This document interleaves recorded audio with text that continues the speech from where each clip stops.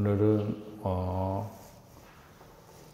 레위기에 나온 5대 제사 중에서 마지막 속건제에 대해서 두 번째 시간으로 하나님 말씀을 나누려고 합니다.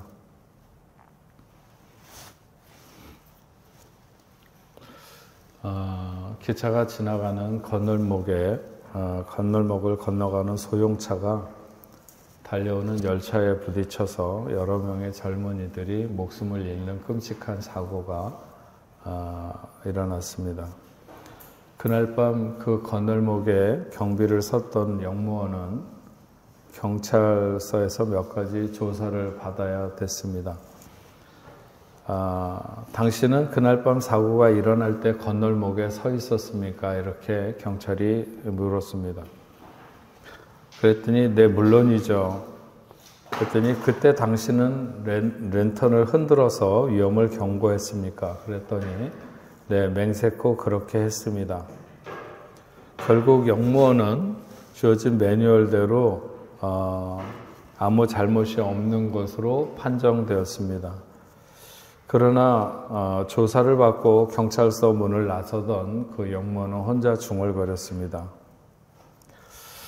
그들이 랜턴 불이 켜져 있었느냐고 묻지 않은 것이 천만다행이었어. 이렇게 얘기를 하면서 중얼거리며 나갔다고 합니다. 그의 랜턴은 그날 밤 건전지 점검 불찰로 불이 들어오지 않았습니다. 아마도 그는 죄가 없다고 그렇게 경찰서에서 문을 나오는지 모르겠지만 하나님은 그가 불 꺼진 랜턴을 흔들고 서 있었던 그 모습을 아셨을 것이다 하는 것이죠. 두 사람이 함께 굴뚝 청소를 하면 일을 마치고 나온 사람 중에 한 사람은 다행히 얼굴에 검정이 하나도 묻지 않고 나머지 한 사람은 온통 검정투성이가 되었습니다. 이상한 것은 검정이 묻은 사람은 그냥 자기 처소로 돌아갔고 오히려 검정이 묻지 않은 사람은 물가로 가서 얼굴을 씻게 되었다고 하는 것입니다. 우리가 무지가 죄의 요인이 되는 경우, 이런 경우를 보면 아주 여러 경우에서 우리가 놓치는 경우가 많죠. 어떤 사안에 대해서 의문을 가지기를 귀찮아하거나 아주 중요한 원칙들을 잠시 동안 편의를 위해서 무시하는 경우들이 우리의 삶에는 종종 일어나게 됩니다. 어떤 오류에 대해서 자신만의 경우에 적용되는 예외 조항을 내세우기를 좋아하는 것도 모든 인생의 공통적인 그런 모습일 수 있습니다. 그래서 무지와 무관심, 부주의로 야기되는 죄악들을 우리가 하나님 앞에서 어떻게 처리해야 되는가, 이런 여러 가지 죄악의 문제들, 하나님 앞에서, 그것이 또 사람 앞에서 이렇게 우리가 알게 혹은 모르게 죄가 되는 많은 것들, 이런 것들을 어떻게 해야 되는가, 이런 것들도 처리가 돼야 되는 거죠. 지난 시간에도 얘기했듯이 알고 짓는다고 해서 혹은 모르고 짓는다고 해서 그 죄가 그냥 소멸되거나 아니면 죄값이 없어지는 것은 아니라고 하는 것이죠. 알고 지었든지 모르고 지었든지 원하는 대로 죄를 지은 것이든지 아니면 부지 중에 죄를 짓든지 그 모든 것은 어쨌든 어디에선가 처리돼야 죄가 없어지는 거지 그냥 그것이 자동으로 소멸되거나 이렇게 되는 것은 아니라고 하는 것입니다. 그래서 오늘 우리가 생각하고 있는 이 속건제라고 하는 것이 그 당시 하나님 앞에 드려졌는데 바로 인간의 타락한 본성의 산물인 악한 행위에 관한 제사라고 말할 수 있죠. 인간 본성 내면에 원래부터 존재하는 추방된 아담의 후예로서의 죄는 주로 속죄제를 통해서 이렇게 고백하고 사함받도록 이렇게 되어 있었습니다. 여기 속건제에 의해서 사해지는 죄악의 행위는 하나님에 대한 것과 인간에 대한 것 두 가지로 이렇게 나누어서 왜냐하면 결국은 인간에 대한 것도 하나님에 대한 어떤 신앙의 결핍, 또 하나님에 대한 존중의 결핍, 이런 것들이 다 결합되어서 우리 애가 죄가 되기 때문입니다. 그래서 오늘 우리가 읽은 말씀에도 나오지만 여호와의 어떤 성물에 대해서 우리가 그 잘못을 저지르는 경우, 누구든지 여호와의 성물에 대해서 뭔가 이렇게 그 범하여서 죄를 짓게 되거나 하면 여호와께 속건제를 드리되 너희 지정한 가치를 따라 성소의 세겔로 몇 세겔 은에 상당한 흠없는 순양을 떼중에 끌어다가 속건제로 드려서 성물에 대한 범죄를 갚되 그것의 5분의 1을 더하여 제사장에게 주고 그 속건제의 순양으로 그를 위하여 속하게 되면 그 사람이 속죄함을 받는다 하는 것인데, 여기에서 우리는 측량할 수 없는 하나님의 어떤 거룩함과 함께 우리의 죄가 얼마나 큰 것인가 하는 것을 깨닫게 되는데, 마치 시편 51편에 다윗이 고백했던 것처럼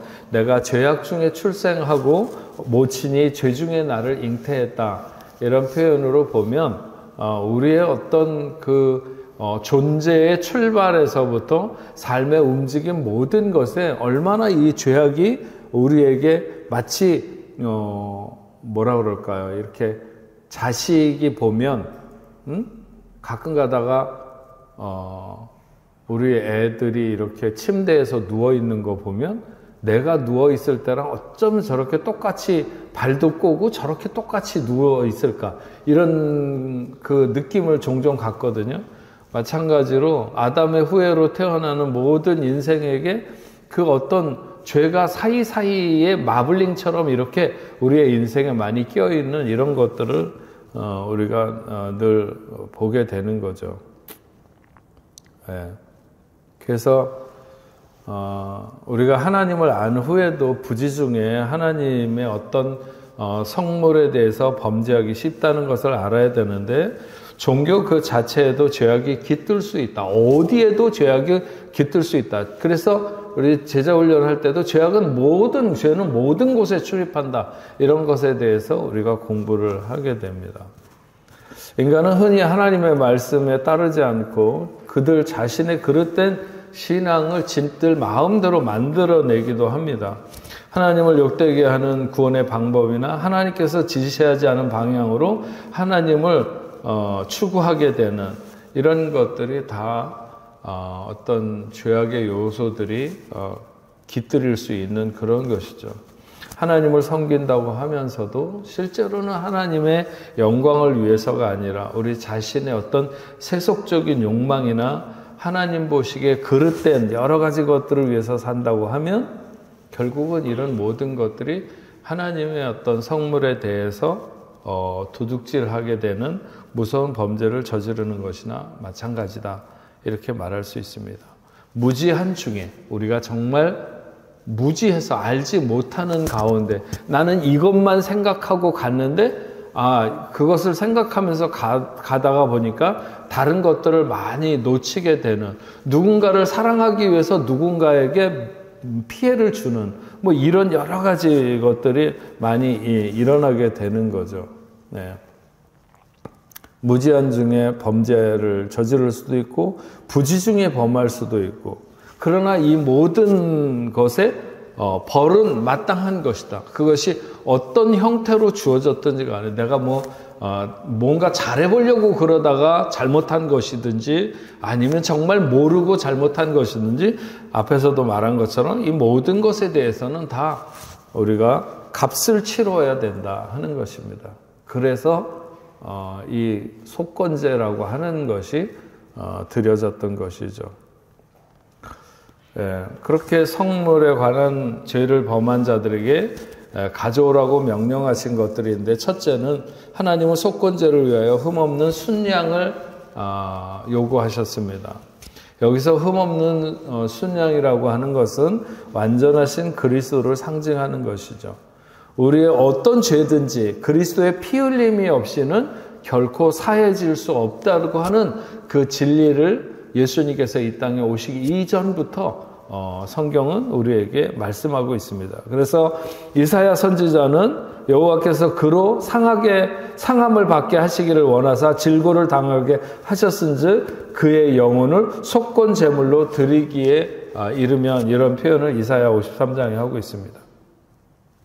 그래서 속건제를 위해서 흠없는 순양을 드려라. 그러니까는 우리가 하나님 앞에 나가 예배하는 것은 오직 그리스도, 오직 예수 그리스도, 그를 힘입어서 나갈 수 있게 되는 거죠. 두 번째로는 성소의 세겔은 또는 순양과 함께 성물에 대한 그런 죄를 갚기 위해서 성소의 세겔을 가져오라. 이는 하나님께서는 당신의 가치 기준 이하의 것을 용납하지 않는다고 하는 것을 말해주는 거죠. 마치 모든 사람이 내야 됐던 어떤 사람들마다, 성인이 되는 모든 사람에게 한 사람마다 부여되어 있는 것과 같이 하나님께서는 당신의 가치 기준 이하의 것을 용납하지 않는다. 그래서 우리는 하나님의 성스러움에 대한 올바른 인식을 가지고 있는 것이 중요하다. 가장 많은 사람들이 오류를 범하는 것이 내가 좋아하면 하나님도 좋아하실 거라고 생각하는 그런 경우가 많고, 내가 이 정도 잘하면 하나님은 마땅히 좋아하셔야 되지 않는가, 이런 거죠. 제가 다음 주일에 우리 교육자들 수련회가 있어서 복음에 관한 목회 이런 것에 대해서 설교를 해야 돼서 어떤 말씀을 전할까 이렇게 계속 생각하고 다니는 중에 한 가지를 정했는데 그게 붉은 줄을 매라 하는 거예요. 붉은 줄을 매라. 복음의 붉은 줄을 매는 목회자가 돼야 되고, 또 붉은 줄을 맬 때 그것이 그를 구원하게 되고 다른 사람도 구원하게 되고 하는 여러 가지의 의미를 담아서 이제 말씀을 준비하려고 하는데, 그런 거죠. 네. 이게 그리스도의 피로서만이 우리가 사함을 받을 수 있는데, 그게 아니라 무슨 호랑이 피를 가지고 온다든지, 무슨 아니면 다른 코끼리 피를 바른다든지 이런 거는 안 되는 거죠. 그게 많은 사람들이 생각할 때 내가 만족하고 내가 크다고 생각을 하고 내가 대단하다고 생각하면 하나님도 그렇게 생각해야 되는 것처럼 막 그렇게 생각을 하는 거죠. 네. 늘상 제가 얘기하는 거지만 저는 아무리 탐스러운 거라도 토마토는 안 먹습니다. 네. 안 먹어요. 어려서부터 안 먹었어요, 지금까지. 아니, 어쩔 수 없이 햄버거 안에 들어간 거를 할 수 없이 먹기는 해요. 그러나 누가 그렇게 탐스러운 그 토마토를 갖다 주는 걸 그다지 좋아하지 않아요. 감사하다고 받기는 해도, 그래서 가족을 줄 수도 있고 그렇지만 어쨌든, 그래서 우리에게 가장 중요한 것 중에 하나는 뭐냐면 하나님이 원하는 모양대로, 하나님이 원하는 뜻대로 이렇게 하는 것이 굉장히 중요하다고 하는 것이죠. 그래서 우리가 하나님의 성스러움에 대한 올바른 인식이 굉장히 중요하다. 그렇지 않고 막 신앙이 막 깃들이는 사람들 중에는 나는 이런 걸 좋아하는데 왜 하나님이 그걸 안 좋아하신단 말이야? 그 이상하다. 이렇게 하거나 이런 건 아니라는 거죠. 예수를 믿는다고 하는 것은 그분에게 맞추는 거예요. 그래서 그분을 내 편 삼으려고 하지 말아라. 내가 그분 편이 되려고 하는 것이 바로 예수 믿는 것이다 하는 것이고요. 그 다음에 세 번째로는 5분의 1을 더 가져오라고 했습니다. 본문에 나오는 5분의 1을 더하는 것의 의미는 진정한 그리스도인의 속건제에 관한 모습을 내포하고 있는 것인데, 우리가 하나님께 저지른 잘못과 허물 때문에 하나님께서는 이 악한 세상에서 당신의 권익이 침해당하신 것이죠. 그러나 우리의 모든 죄를 대속하신 그리스도의 십자가 사역을 통해서 하나님께서는 창조 때에 이루신 것보다 훨씬 더 많은 영광을 예수 십자가에서 얻으셨어요. 이처럼 우리는 하나님의 거룩한 법에 순종함에 있어 그리스도의 완전하심과 하나님에 대한 영광과 기쁨에 있어서 넘치도록 풍성하신 그분의 거룩함과 의를 따라야 한다 하는 것입니다. 우리의 이웃에 대한 어떤 잘못도 여호와에 대한 범죄로 이렇게 취급해서 말씀하고 있습니다. 거듭나지 못한 인간의 마음은 이러한 사실을 잘 깨닫지 못하는 경우가 많지만 하나님께서는 우리가 이웃에게 범죄한 것도 하나님 자신에게 범죄한 것으로 받아들이신다, 간주하신다는 거예요. 그래서 여호와의 성물에 대한 범죄의 경우에 마찬가지로 인간인 우리 이웃에게 과오를 범한 경우에도 이웃에게 5분의 1을 더한 첨가해서 배상을 한 다음에 그 다음에 속건 제물인 흠없는 순양을 정하신 가치대로 가져오라, 이렇게 말씀하고 있는 것입니다. 지난 시간에도 그런 말씀 드렸지만 하나님께 범죄했을 때에는 하나님께서 우리가 뭔가를 잘못해서 성물에, 그러니까 오늘날로 말하면 예배에 관해서 하나님 앞에 우리가 바른 자세를 갖지 못하고 뭔가 이렇게 죄를 지었으면 먼저 피 흘리는 제사가 있은 후에 하나님이 속건 제물이나 배상물을 받으시겠지만 이웃에게 우리가 과오를 범했을 때에는 먼저 이웃에게 보상하고 그 다음에 하나님 앞에 제물을 드려라, 이렇게 규정하고 있는 거예요. 그러니까 하나님 앞에 잘못했을 때는 먼저 피의 제사를 드리고 그 다음에 그것에 대한 배상물이나 이런 그 예물을 하나님 앞에 드리는 것이고, 사람에게 잘못했으면, 누군가에게 내가 피해를 입혔으면 먼저 그 사람에게 배상하고 난 다음에 그 다음에 와서 예물을 드려라. 예. 그리스도의 교훈에도 이런 것이 있죠. 그래서 그러므로 예물을 제단에 드리다가 거기서 네 형제에게 원망 들을 만한 일이 있는 줄 생각나거든. 예. 하나님 앞에 예물을 드리려고 그랬는데 누구하고 다투거나 누구에게 원망 들을 만한 일이 생각나거든. 예물을 제단 앞에 두고 먼저 가서 형제와 화목하고 그 후에 와서 예물을 드려라. 이 마태복음 5장에 이런 말씀이 있는데, 제가 언젠가도 다 이렇게 딱히 제가 생각을 정리한 건 아닌데, 누군가가 이제 그 사업을 크게 해서 아프리카에서 굉장히 많은 돈을 버신 분이 있어요. 그런데 그분이 그렇게 한때 잘 나가서 막 지사를 여기저기 아프리카 여러 나라에 두고 막 돈을 정말 갈퀴로 긁어 쓸어 담는다고 그럴까? 그렇게 해서 돈을 엄청나게 많이 벌었는데 어느 날 또 그것이 이제 쫄딱 다 망했어요. 다 망해가지고 여기저기 빚도 지고 막 그런 거죠. 근데 그렇게 한번 성공해 본 사람이기 때문에 그 다음에 망했어도 또다시 막 일어나는 여러 가지 과정을 겪으면서 다시 일어서고 있는데, 근데 이제 주변에 있는 사람들이 그런 불평을 하는 거예요.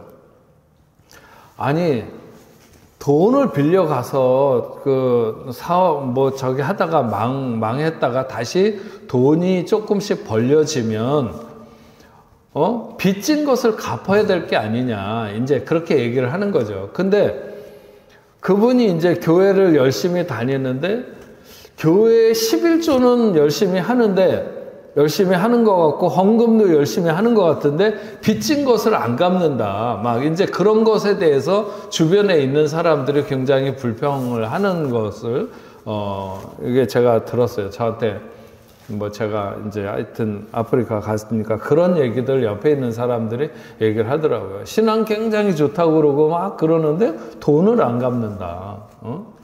그 사람도 안 갚는다는 건 아니지만 나중에 갚겠다는 거예요. 근데 이제 어쨌든 다른 사람이 볼 땐 하나님 앞에 헌금하는 게 우선이다. 이래서 이제 드린다. 이런 거예요. 근데 제가 그것에 대해서 충분히 다 잘 생각해 보지 않았어요. 그런데 오늘 여기에 있는 말씀을 통해서 생각을 해보면, 가서 그 사람과 협의를 해가지고 이만해서 이렇게 하니까 이렇게 갚을 계획을 가지고 있다. 이런 것들이 잘 합의되지 않고 그 사람이 계속 원망하는 마음으로 이렇게 남아있다면 이 사람이 하나님 앞에 서서 뭔가를 잘하는 것도 중요하지만 그런 사람들의 마음을 달래거나 아니면 그 사람들에게 배상을 해주거나 하는 것도 중요하지 않은가, 이런 생각이 듭니다. 그래서 하나님께서는 이웃에게 범한 잘못을 배상하지 않고 하나님 앞에 나오는 것을 허락하지 않으시고, 또한 당신의 성물에 대해서도 어떤 죄가 있어서 그 피해에 대한 보상을 하기 전에 반드시 예수님을 통한 죄사함을 먼저 간구하라, 이런 말씀을 하고 있는 것이죠. 그래서 이 속건제에 대한 의미를 우리가 이 시대를 살아가면서도 좀 잘 기억하면 좋을 것 같아요. 그래서 하나님 앞에 범죄하는 것을 하나님 앞에 돌리는 것은 물론이거니와 이웃에게 범죄하는 것도, 이웃에게 손해를 끼치는 것도, 해를 입히는 것도, 이런 것도 모두 다 하나님에게 잘못하는 것이다. 이런 사실을 잘 우리가 알면 좋을 것 같습니다. 네, 특별히 이 속건제에 있어서 죄의 문제의 해결을 위해서는 기름과 유향을 사용할 수 없도록 말하고 있습니다. 그러니까 고운 가루를 가져올 경우에 한 움큼 바치되 기름이나 유향을 첨가하지 말고 드려라, 이렇게 말씀하고 있어요.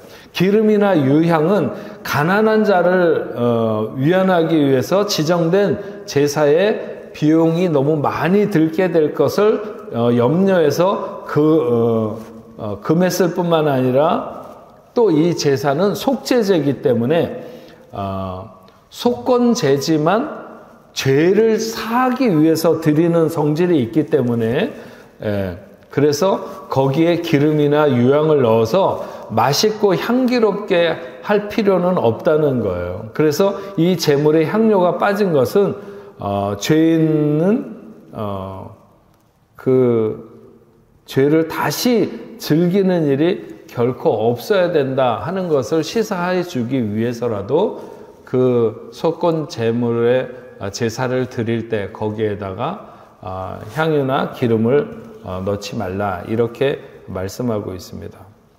그리고 어쨌든 속건제는 앞에서 드렸던 우리가 번제와 소제, 화목제, 속죄제, 이 모든 제사와 다 연결되어 있는 것을 알 수가 있습니다. 그래서 오늘 그 2절과 5장 2절과 3절에 있는 말씀을 보면요, 만일 누구든지 부정한 것들, 곧 부정한 들짐승의 사체나 부정한 가축의 사체나 부정한 곤충의 사체를 만졌으면 부지중이라 할지라도 그 몸이 더러워져서 허물이 있을 것이요, 만일 부지중에 어떤 사람의 부정에 닿았는데 그 사람의 부정이 어떠한 부정이든지 그것을 깨달았을 때에는 허물이 있을 것이요, 이렇게 얘기합니다. 여기 부정하다 하는 것은 의식적 부정을 말하는데 종교 윤리적 불교를 상징하는 것으로 생각해야 됩니다. 하나님께서는 사람들로 하여금 물적인 불교를 통해서 종교적 윤리적 불교를 느끼게 하려고 이것을 멀리하게 하시는 것을 알 수 있습니다.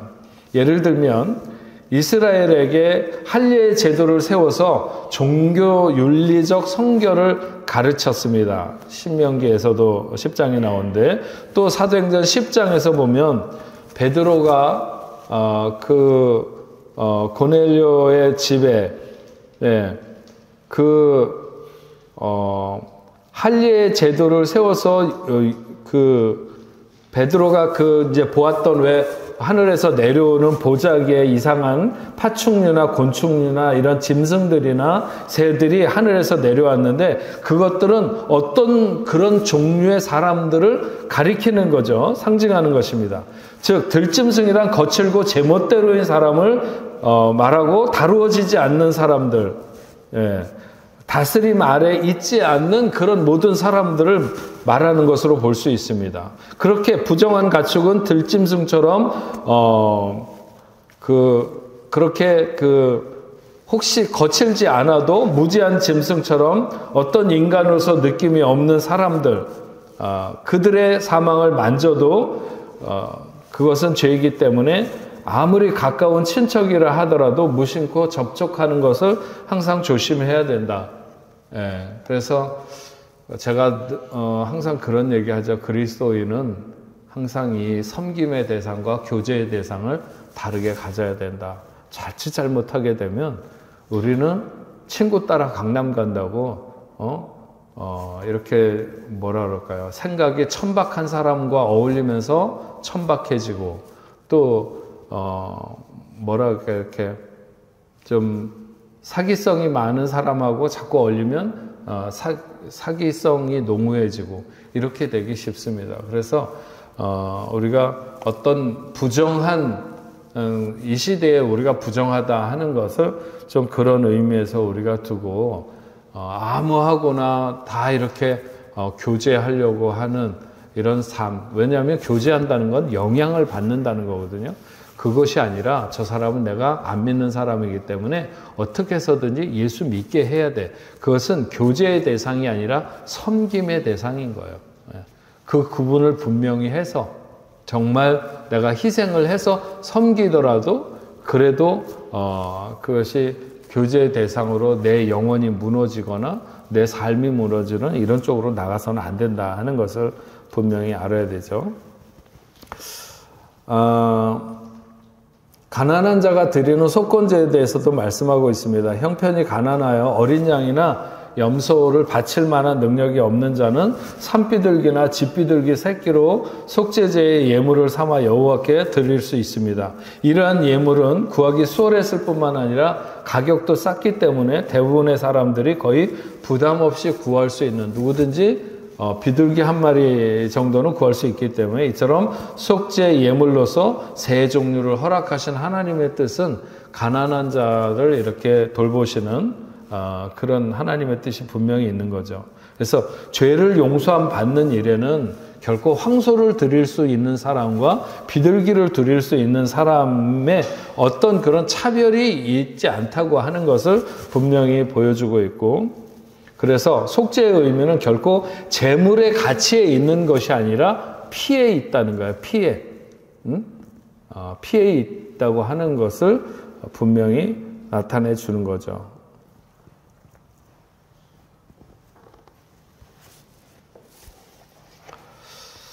그리고 흠없는 순양을 끌어다가 이렇게 드리라고 하는 표현은 이 땅에 성육신하셔서 오신 예수님의 모습을 이렇게 잘 보여주는데 그분은 세상 죄를 지고 하는 하나님의 어린 양이셨고 은 30에 팔리신 분입니다. 주님께서 우리의 죄와 허물을 씻어주시기 위해서 죽으심을 나타내신 거죠.